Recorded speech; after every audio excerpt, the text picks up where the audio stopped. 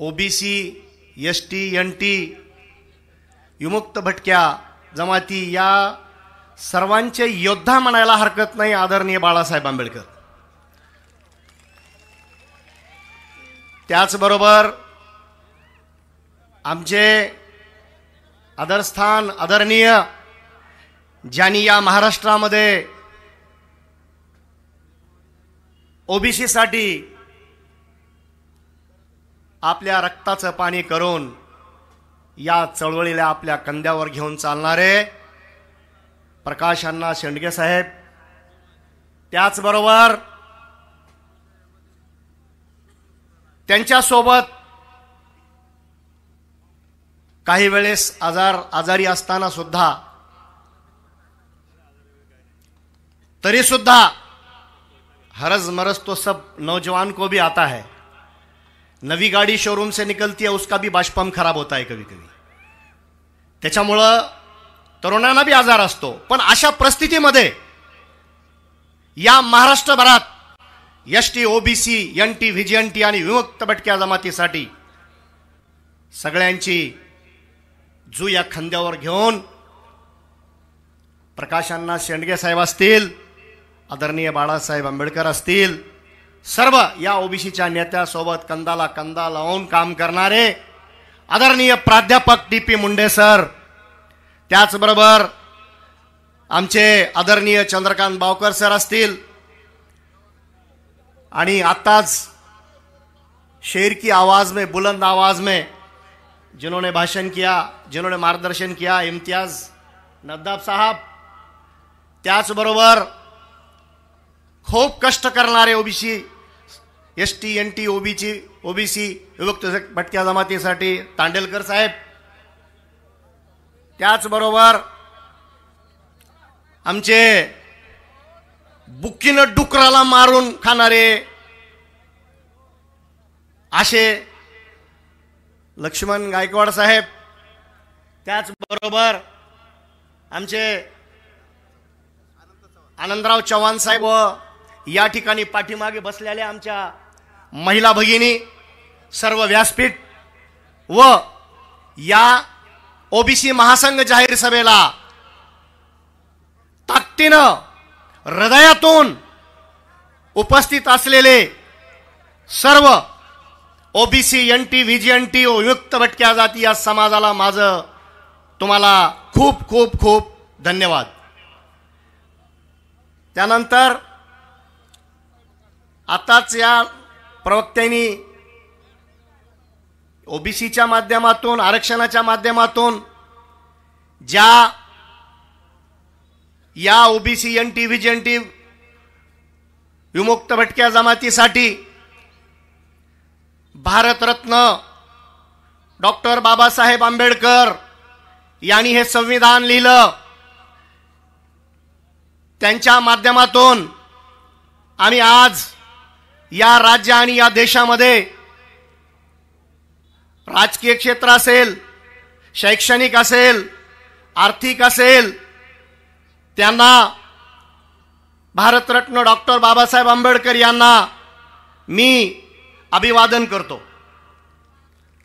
त्याचबरोबर छत्रपती शिवाजी महाराज, शाहू फुले, अहिल्याबाई होळकर, शेख फातेमा, अण्णाभाऊ साठे या सर्वांना अभिवादन करतो। मित्रहो, आज या ठिकाणी आपण ओबीसी महासंघ जाहीर सभा आयोजित केलेली आहे। आपल्यावर मोठं संकट आलेलं आहे आणि हे संकट टाळण्यासाठी या देशाची मोठी शक्ती आपल्या पाठीमागे उभी आहे। आपल्याला कुठे भ्यायचं कारण नाही, पण आपण या आरक्षणामध्ये आपल्या ताटामध्ये या मराठा समाजाने हस्तक्षेप करायला नको होता। कारण काय, या व्यासपीठावर असलेली सर्व व्यक्ती, ही शक्ती यांचाही विरोध नव्हता की बाबा यांना आरक्षण वेगळं देण्यासाठी आमचं काही म्हणजे दुमत नव्हतं। पण या राज्य सरकार, कारण काय, या व्यासपीठावर असलेली सर्व व्यक्ती, ही शक्ती यांचाही विरोध नव्हता की बाबा यांना आरक्षण वेगळं देण्यासाठी आमचं काही म्हणजे दुमत नव्हतं. पण या राज्य सरकारनं आपल्या पाठीत खंजर खुपसलेला आहे. आताच्या गीत मधून सांगितलं, या संगीत मधून सांगितलं, आणखीन आमची गरिबी हटलेली नाही. आणखीन आमचा सोतार, लोहार, साळी, माळी, कोळी आज बी आमच्या हाताच्या या भेगा संपलेल्या नाहीत. आदरणीय साहेब, आज बी या हाताच्या भेगा आमच्या संपलेल्या नाहीत. आज बी आमची दरिद्री दूर झालेली नाही. आणि मित्रांनो, लक्षात ठेवा माझ्या माते भगिनीनो, येणाऱ्या या 24 मध्ये आता ते सांगतात मराठा समाज आपल्यावर जो अन्याय करतोय, आपल्या ताटात जो घुसण्याचं काम करतोय, आपल्याला त्यामध्ये आता घुसू द्यायचं नाही. दत्ताप साहेबांनी सांगितलं, ज्या वेळेस मुंबईला जायची वेळ येईल घरचा तुकडा भाकरी बांधून आपण मुंबईला निघायला तयार राहिलं पाहिजे.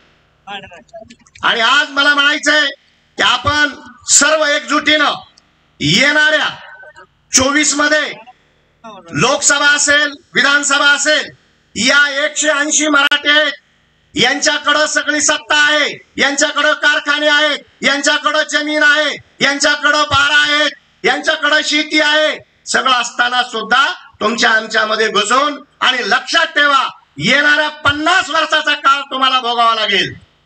जर तुम्ही सावध नाही राहिलात, एकजुटीनं नाही राहिलात, आणि येणाऱ्या 24ला एक लक्षात ठेवा, लाचारी कुणी पत्करता कामा नये, लाचारी कुणी पत्करता कामा नये, त्यांच्या पैशाला बळी पडता कामा नये. एकजूट ठेवा आणि एक मतानं आपले बाळासाहेब आंबेडकर असतील, प्रकाश अण्णा शेंडगे असतील, प्राध्यापक टिपे मुंडे असतील, ही सर्व ओबीसी टीम असेल, यांच्या पाठीशी राहा. आणि मी आता मगा बाळासाहेब आंबेडकर साहेबांना मी विनंती केली की साहेब, मागचं जे झालं ते झालं साहेब, यावेळेस मात्र ओबीसी, एससी, एसटी, एनटी आणि विमुक्त जमाती आपण सगळे एक व्हा आणि या मराठ्यांना यांची जागा दाखवा.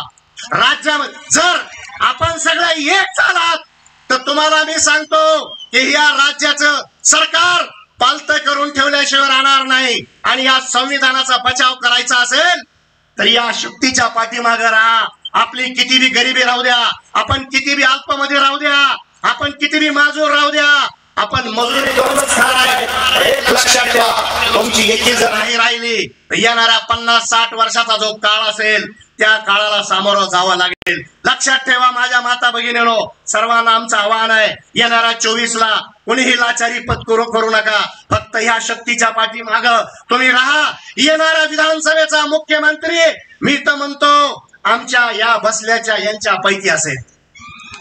आणि ते आरक्षण काय काही असो, तुम्हाला मला वाचायचं असेल तर येणाऱ्या 24 मध्ये आपण सगळं एकमतानं, एक जीवानं पुऱ्या महाराष्ट्रामध्ये आपण एकजुटीनं राहू. आणि माझे 2 शब्द संपवतो, 2 चिठ्ठ्या आल्या.